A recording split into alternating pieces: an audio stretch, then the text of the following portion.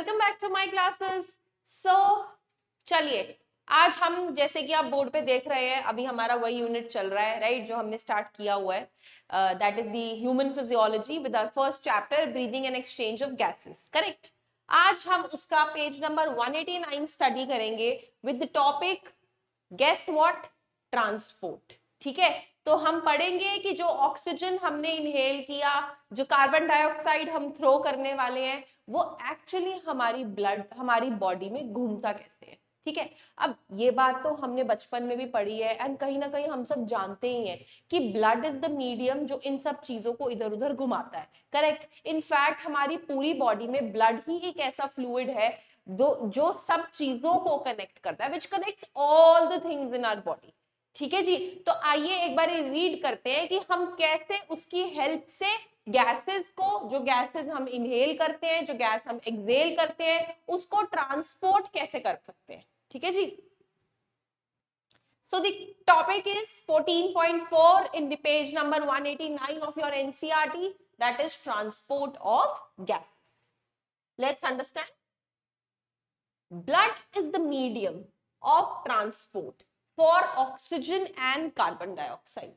पहली line crystal clear हमें हमारे बचपन की चीजों में पढ़ी हुई, जो बुक्स में हम 6th में, इनफैक्ट 5th में भी आजकल, तो देन 8th में, देन 10th में, ये चीज हम कंटिन्यूसली पढ़ते आए हैं, that blood is the medium that helps in transportation in our body. तो जो हम ऑक्सीजन और कार्बन डाइऑक्साइड गैसेस को इधर उधर घुमाते हैं, वो किसकी मदद से घुमा पाते हैं? ऑक्सीजन की मदद से, ब्लड की वजह से। About 97% of oxygen is transported by RBCs in the blood. ठीक है जी, 97% of total oxygen that we inhale is transported by RBCs in our blood. Now coming on to the concept, what are RBCs? You all must be knowing, but then again I'll make, जैसा कि मैंने आपको इस channel के starting में ही बोला था कि मैं जो भी पढ़ाऊंगी एकदम स्क्रैच से पढ़ाऊंगी। ठीक है, सो RBC is nothing but red blood cells। ठीक है, अब ब्लड एक कनेक्टिव टिश्यू है जो पूरी बॉडी में सब चीजों को कनेक्ट कर रहा है। And as we all know, bio में एक लेवल ऑफ ऑर्गेनाइजेशन होती है जो हम पढ़ते हैं, that is smallest unit cell combining to form tissues forming organs, organ forming organ system, an organ system forms an organism। ठीक है जी, तो इसका मतलब सेल्स मिलकर क्या बनाते हैं? Tissues. The tissues are made up of cells. Now what do these cells are? What are these cells, right? तो ब्लड हमारा एक टिश्यू है। Blood is a type of tissue which is made up of 3 types of cell. The 3 types of cells are red blood cells, white blood cells and platelets। ये 3 तरह के sales है जो जिसका हमारा ब्लड बना हुआ होता है। Correct. So blood is formed up of 3 types of cells, जिसमें से जो हमारे RBCs है, they are responsible for carrying 97% of oxygen। ठीक है जी, 97% ऑक्सीजन RBCs कैरी करते हैं। I hope this slide is crystal clear। The remaining 3%, 100% of oxygen में से 100% ऑफ ऑक्सीजन में से 97% RBCs ट्रांसपोर्ट कर रहा है, तो 3% जो हमारा ऑक्सीजन बचा है, that is carried in a dissolved state through plasma। Next question, what is plasma?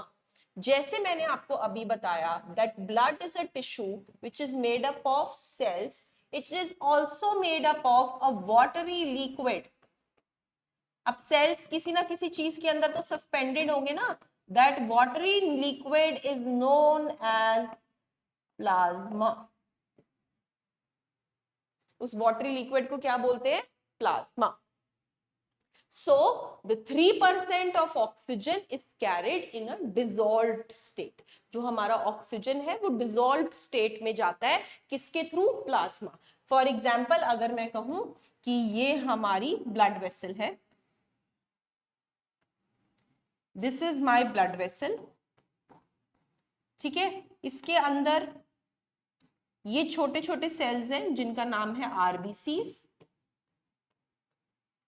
ये आरबीसीज किसके अंदर सस्पेंडेड है? ये आरबीसी सस्पेंडेड है प्लाज्मा के अंदर. अब जो हमारा ऑक्सीजन है जिसको मैं ब्लू कलर से डिनोट कर रही हूं, ये मैक्सिमम हमारा आरबीसीज के साथ जा रहा है. Maximum oxygen is travelling via RBCs और कुछ 3% ऑक्सीजन हमारा प्लाज्मा में घुलकर ट्रांसपोर्ट हो रहा है. So that is how oxygen is transported.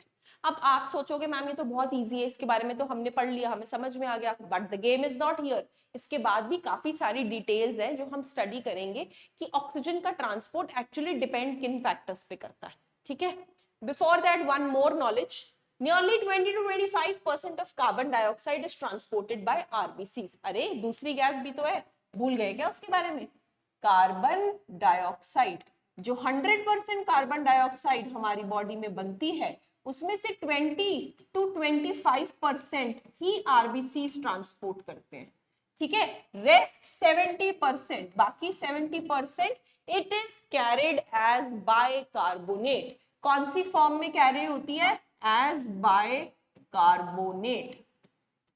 So bicarbonate क्या है? Bicarbonate is a chemical compound, ठीक है, जिसमें कार्बन डाइऑक्साइड उसके साथ हाइड्रोजन के साथ बॉन्ड करके घूमती है, अकेली नहीं घूमती. ठीक है, so it is circulating as bicarbonate. Also 7% of carbon dioxide is carried in dissolved state through plasma. 7% as plasma. लेकिन जो हमारा ऑक्सीजन था, हमारा ऑक्सीजन 97% आरबीसीज में था और 3% डिसॉल्व्ड स्टेट ऑफ प्लाज्मा में था. बाइकार्बोनेट या ऐसे अदर फॉर्म्स जैसा उसका कोई रोल नहीं था. सो ये मोटा मोटा पिक्चर है कि कैसे ऑक्सीजन और कार्बन डाइऑक्साइड ब्लड की मदद से हमारी बॉडी में ट्रांसपोर्ट होता है. Clear? Now the main heading that is transport of oxygen. आज के लेक्चर में हम ट्रांसपोर्ट ऑफ ऑक्सीजन के बारे में डिटेल कवर करेंगे. Hemoglobin is a red colored iron containing pigment present in the RBCs. ये आया हमारा second level step. You remember मैंने आपको अभी ब्लड वेसल बना के दिखाई थी. मैंने बनाया था ब्लड वेसल, उसके अंदर मैंने बोला था कि सेल्स होते हैं आरबीसीज. अब एक आरबीसी को मैं थोड़ा सा बड़ा करके शो करती हूँ. RBCs are mostly disc like structures, इस तरीके के सेल्स होते हैं. अब इन्हीं आरबीसीज के अंदर मैं पिंक कलर से बना रही हूं, दो रेड कलर का पिगमेंट होता है, but just to distinguish, pigment present होता है रेड कलर का, जिसको क्या बोला जाता है? जिसको हम कहते हैं हीमोग्लोबिन. सो हीमोग्लोबिन क्या है? एक पिगमेंट है. और पिगमेंट क्या होता है? जो किसी चीज को कलर दे. ठीक है, सो वो एक रेड कलर का पिगमेंट है जो किसका बना होता है? जो बना होता है आयरन का, Fe. It is made up of iron. ठीक है, प्रेजेंट इन दी आरबीसीज. अब आप मुझसे ये पूछोगे कि मैम हीमोग्लोबिन हमें आप क्यों बता रहे हो? What is the role of haemoglobin? हम तो ट्रांसपोर्ट ऑफ ऑक्सीजन की बात कर रहे हैं, हम तो ये बात कर रहे हैं कि जो ऑक्सीजन है वो 97% आरबीसीज में जाता है. बट ध्यान दो कि ये हीमोग्लोबिन भी कहाँ प्रेजेंट है? आरबीसीज में. इसका मतलब ऑक्सीजन का आरबीसीज के अंदर होने में हीमोग्लोबिन की भी कहीं ना कहीं इन्वॉल्वमेंट है. तो let's see where oxygen can bind with haemoglobin. तो हमारी आरबीसीज के अंदर, अगर ये हमारी आरबीसीज है और इसके अंदर ये हमारा हीमोग्लोबिन का पिगमेंट है, तो ये हीमोग्लोबिन किसके साथ कंबाइन करेगा? ऑक्सीजन के साथ, और बनाएगा ऑक्सी हीमोग्लोबिन. ठीक है जी, तो इसीलिए हम हीमोग्लोबिन पढ़ रहे हैं, क्योंकि जिस ऑक्सीजन ट्रांसपोर्टेशन की हम बात कर रहे हैं वो आरबीसीज के अंदर उसके अंदर बैठे रेड कलर पिगमेंट के साथ जुड़ जाएगा और क्या बना देगा, oxy haemoglobin. Each hemoglobin molecule can carry a maximum of 4 molecules of oxygen. मतलब 1 hemoglobin combines with 4 molecules of oxygen and then forms oxyhemoglobin. तो कौन सी स्टेट में हमारा ऑक्सीजन घूमता है ब्लड के अंदर, हमारे ब्लड के अंदर हमारे ब्लड के आरबीसीज के अंदर specifically it is seen as oxyhaemoglobin. ठीक है जी। So haemoglobin molecule carries maximum of 4 molecules of oxygen. Now, binding of oxygen with hemoglobin is primarily related to the partial pressure of oxygen. याद करिए partial pressure of oxygen था क्या, हमने पढ़ा था कि एयर के अंदर बहुत सारी गैसेस हैं, it's a mixture of gases. Mixture of gases होने के कारण इसके अंदर सर्टेन अमाउंट की बहुत सारी गैसेस हैं, बट जितना कंट्रीब्यूशन इसे ऑक्सीजन दे रही है वो उसका क्या होगा, पार्शियल प्रेशर। ये हमने हमारी लास्ट वीडियो में कवर किया था कि वैसे तो एयर के अंदर बहुत सारी गैसेस होती हैं, बट जो ऑक्सीजन उसको कंट्रीब्यूट करेगी वो उसका पार्शियल प्रेशर होगा।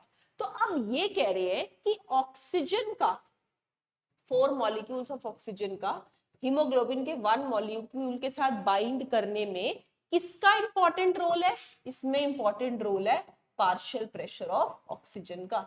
बट कैसे, ये हम नेक्स्ट स्लाइड में पढ़ेंगे।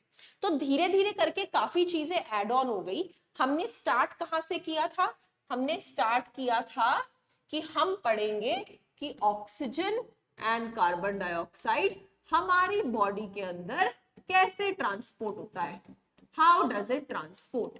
फिर धीरे धीरे हमने पढ़ा कि इसके लिए तो एक ही चीज हमारे काम आ सकती है, वो है ब्लड। ब्लड के बारे में जब हमने डिटेल में स्टडी किया तो पता लगाया कि 97% ऑक्सीजन ब्लड के आरबीसीज में घूम रहा है और 3% उसका ऑक्सीजन उसके प्लाज्मा के साथ घुल के घूम रहा है।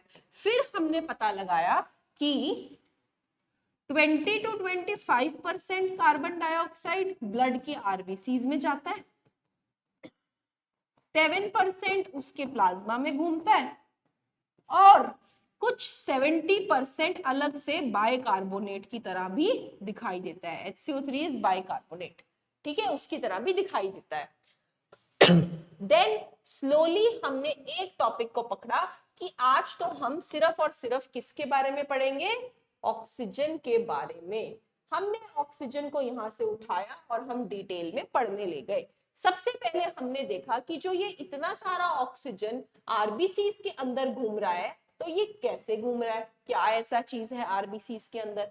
आरबीसीज का स्ट्रक्चर डिटेल में जब हमने स्टडी किया तो पता लगा कि उसके अंदर एक रेड कलर का पिगमेंट प्रेजेंट है जिसको हम हीमोग्लोबिन कहते हैं, और उस हीमोग्लोबिन के साथ ऑक्सीजन की बड़ी अच्छी फ्रेंडशिप है। जब पता चला, डिटेल में जाके देखा कि फ्रेंडशिप कितनी गहरी है, तो ये समझ में आया कि इतनी गहरी है कि एक टाइम पे एक हीमोग्लोबिन मॉलिक्यूल कितने ऑक्सीजन के दोस्तों के साथ मिलता है, 4 ऑक्सीजन के दोस्तों के साथ मिलता है, ठीक है। बट जब हमने इस फैक्ट पे पहुंचे तो फिर हमने सोचा कि यार ऑक्सीजन के अंदर ऐसी क्या खासियत है जो ये 4 उसके दोस्तों को अपना दोस्त बनाने के लिए रेडी हो गया। तो तब एक इंपॉर्टेंट रोल हमारे सामने आया, पार्शियल प्रेशर ऑफ ऑक्सीजन। वहां हमने देखा कि एक नई चीज, ऑक्सीजन का एक नेचर है, दैट इज उसका पार्शियल प्रेशर, जिसकी वजह से हीमोग्लोबिन उसकी तरफ अट्रैक्ट हो रहा है।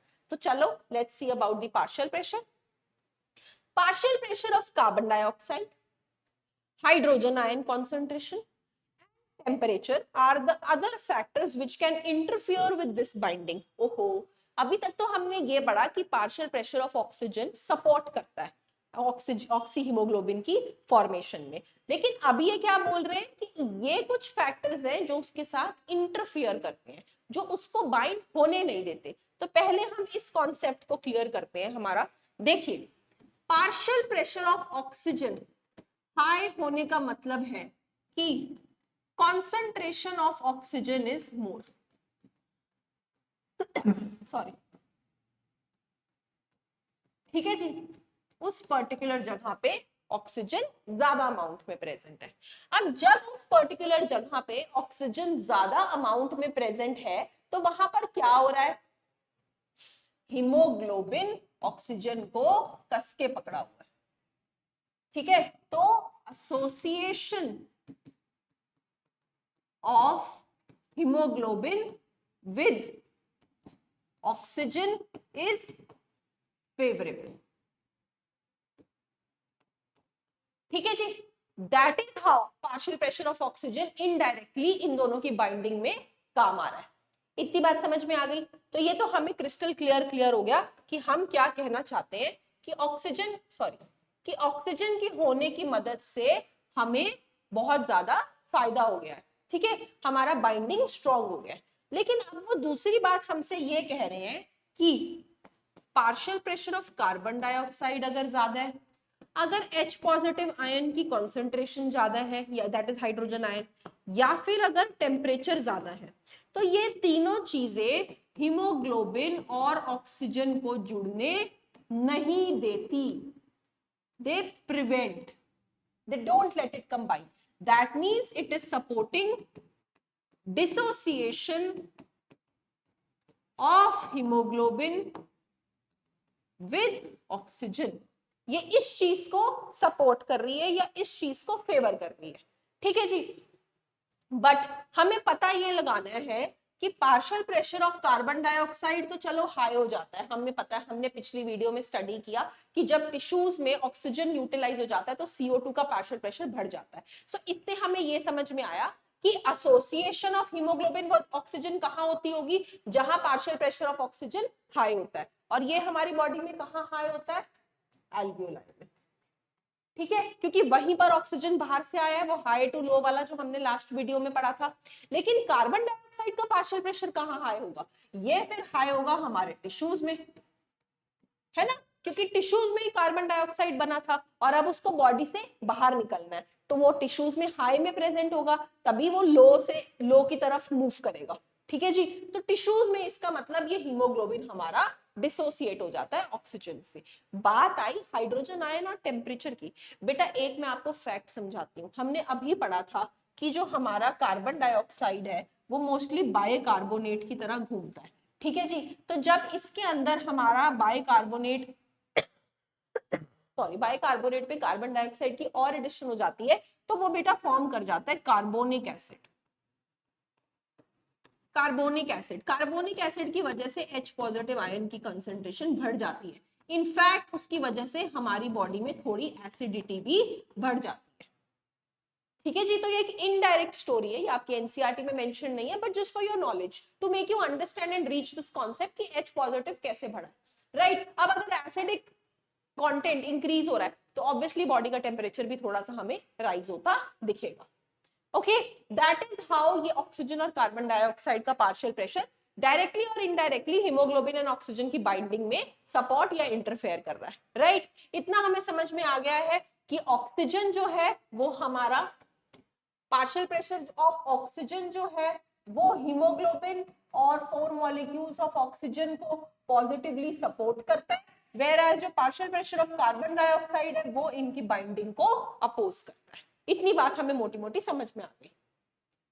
Now next part, a sigmoid curve is obtained when percentage saturation of hemoglobin with oxygen is plotted against the partial pressure of oxygen. अब वो किसी ग्राफ की बात कर रहे हैं, तभी तो वर्ड यहाँ पर प्लॉटेड यूज हो रहा है, ठीक है। सो दैट मीन्स कुछ कर्व ऑब्टेन हो रहा है हमारे ग्राफ पे, कब, जब हम एक तरफ रख रहे हैं percentage saturation of haemoglobin with oxygen. मतलब अगर कोई ग्राफ है हम बना रहे हैं तो एक तरफ हम क्या रख रहे हैं, percentage saturation of haemoglobin with oxygen, मतलब ये कितना परसेंट कंबाइन हो रहा है, और दूसरी तरफ हम रख रहे हैं पार्शियल प्रेशर ऑफ ऑक्सीजन, दूसरी जगह हम पार्शियल प्रेशर ऑफ ऑक्सीजन को रख रहे हैं। अगर हम दोनों चीजों को देखें और अपनी अभी पिछली स्लाइड से रिलेट करें तो ये दोनों एक दूसरे को क्या होंगे, डायरेक्टली प्रोपोर्शनल। दैट मींस जितना ये इंक्रीज होगा उतना ही ये भी इंक्रीज होगा। तो मतलब ये बढ़ना ही चाहिए इसके साथ साथ। ठीक है, this curve is called as the oxygen dissociation curve. इस कर्व का नाम क्या दिया गया है? Oxygen dissociation curve. चलो आइए एक बारी देखते हैं,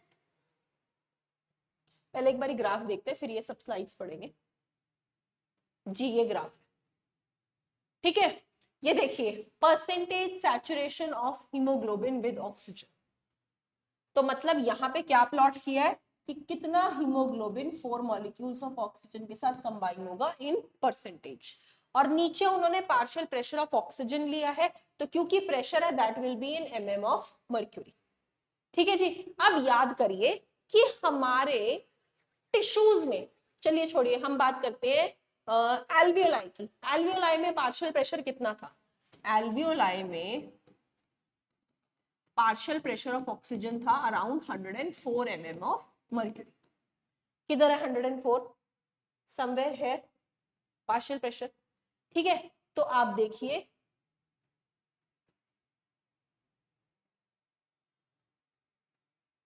ओके नेक्स्ट, इतनी सैचुरेशन हुई है, फिर उसमें भी 100, क्योंकि पार्शियल प्रेशर ज्यादा था तो अप्रोक्सीमेटली इतनी की हमारी सैचुरेशन हुई है। देन पार्शियल प्रेशर टिश्यूज में कितना था ऑक्सीजन का? टिश्यूज में somewhere around 40 mm of mercury था। ये रहा अप्रोक्सीमेटली 40। ठीक है, सो जब हमने ग्राफ प्लॉट किया तो हमें कुछ ऐसा सा ग्राफ नजर आया, ग्रो होता हुआ, right. This curve is called as sigmoid curve. This curve is known as sigmoid curve. इसे sigmoid curve कहा जाता है। ठीक है, also we call it as oxygen dissociation curve. अब आप मुझे बताएंगे कि इन दोनों स्पॉट्स में, यहां में और यहां में, ऑक्सीजन बाइंड कहाँ हो रहा है और ऑक्सीजन टूट कहाँ रहा है? तो अगर हम कॉमन सेंस भी लगाते हैं तो ऑक्सीजन की बाइंडिंग हमेशा कहाँ होगी? जब पार्शियल प्रेशर ज्यादा होगा। तो यहाँ पे हीमोग्लोबिन की बाइंडिंग स्ट्रॉन्ग है, so I am putting a double star here. लेकिन यहाँ पे उसका डिसोसिएशन होगा क्योंकि ऑक्सीजन यहाँ पर हमारा पार्शियल प्रेशर कम हो गया है। तो आप देखिए कि यहाँ पे बॉन्डिंग भी कम हो गई। That is how they have plotted against this graph. Oxygen dissociation curve. अब वापस चलते हैं अपने कंटेंट पे, ये स्लाइड हमने लास्ट करी थी। नेक्स्ट, दिस कर्व, ये कर्व बनाया क्यों गया है? This curve is highly useful in studying the effect of factors like partial pressure of carbon dioxide, hydrogen ion concentration, etc. on binding of oxygen with hemoglobin. वो हम already अभी पढ़ चुके हैं। अगर मैं दोबारा आपसे बात करूं और यहाँ पे देखूं तो अगर यहाँ पे पार्शियल प्रेशर ऑफ ऑक्सीजन ज्यादा है तो हमारा partial pressure of carbon dioxide क्या होगा? यहाँ पे अगर ऑक्सीजन का पार्शियल प्रेशर ज्यादा है तो यहाँ पे partial pressure of carbon dioxide कम होगा, वेयरएज यहाँ पर partial pressure of carbon dioxide high होगा। अगर कार्बन डाइऑक्साइड यहाँ हाई है तो H पॉजिटिव यहाँ हाई है, टेम्परेचर यहाँ पर हाई है। सिमिलरली यहाँ पे अगर ये लो है तो H पॉजिटिव यहाँ लो है, टेम्परेचर हमारा यहाँ पर लो है। सब किस पे डिपेंड करता है? Partial pressure of carbon dioxide पे, जिसकी वैल्यूज ऑलरेडी हमने लास्ट वीडियो में स्टडी की थी। ठीक है जी, so we done with this. Then ये मेजर बात है, इन दी एल्वियोलाई, वही चीज है वैसे तो जो हम अभी तक पढ़ते आए हैं। एल्वियोलाई के अंदर क्या हाई है? Partial pressure of oxygen. क्या लो है? Partial pressure of carbon dioxide, तो H पॉजिटिव आयन भी कम, then lower temperature, also temperature भी कम। तो factors are all favourable for formation of oxyhaemoglobin. वही जो हमने यहाँ पे पढ़ा, यहाँ पे फेवरेबल फैक्टर है, डबल स्टार हो गया ना, तो ऑक्सीजन हीमोग्लोबिन के साथ बॉन्ड कर सकता है। लेकिन इन टिश्यूज के अंदर कार्बन डाइऑक्साइड का पार्शियल प्रेशर हाई होता है तो ऑक्सीजन का पार्शियल प्रेशर लो है। कार्बन डाइऑक्साइड हाई है तो H पॉजिटिव कॉन्सेंट्रेशन हाई है, देन टेम्परेचर भी हायर है, and all these conditions are then favourable for the dissociation of oxygen, ठीक है, फ्रॉम ऑक्सीहीमोग्लोबिन। वही चीज को हमने दोबारा रिपीट पे स्टेटमेंट की फॉर्म्स में लिखा है। Now all this clearly indicates that oxygen gets bound to the hemoglobin in lung surface. इससे हमें ये साफ पता चलता है कि in lungs, especially in alveoli part, the oxygen is binding with hemoglobin. ठीक है, because partial pressure of oxygen is high, right? While at tissue level, oxygen and hemoglobin gets separated because partial pressure of carbon dioxide is high. So यहाँ पे dissociation हो जाता है. ठीक है जी. Now this is a very important fact, क्योंकि ये direct question हमारा नीट में पूछा जा रहा है, डायरेक्टली ये क्वेश्चन हमारा नीट में आ रहा है. ठीक है, that every 100 ml of oxygenated blood, जो ब्लड ऑक्सीजन कैरी कर रहा है 100 ml can deliver around 5 ml of oxygen to tissues under normal physiological conditions. 100 ml oxygenated blood है ना अगर, तो वो टिश्यूज के अंदर नॉर्मली 5% ऑफ ऑक्सीजन तो डिलीवर कर आ रहा है. ठीक है, अब आप सोचोगे बाकी कहाँ जा रहा है, तो बेटा there are anonymous activities that are happening sideways or many factors which are also disfavoring dissociation. ठीक है, तो यहां पर अगर आप कर्व में देखेंगे हमारा 25% ऑक्सीजन टिश्यूज को डिलीवर हो रहा है. ठीक है, अगर 100% ऑक्सीजन आ रहा है ना, तो उसमें से 25% ऑक्सीजन टिश्यूज को डिलीवर हो रहा है. अगर मैं आपको ये सब इरेज करके एक मार्क करके दिखाऊं तो you will be able to understand better. Partial pressure कितना है हमारा टिश्यूज में? टिश्यूज में पार्शियल प्रेशर है हमारा अराउंड 40. ठीक है, ऑक्सीजन का, राइट. देन एल्वियोलाई में हमारा पार्शियल प्रेशर है अराउंड 100. ठीक है, सो एक गैप आता है कि 25% ही वो हमारे टिश्यूज में डिलीवर करके आ पा रहा है, वाइल वो एल्वियोलाई से टिश्यूज तक पहुंच रहा है. Only 25% of oxygen is being delivered to tissues under normal physiological condition.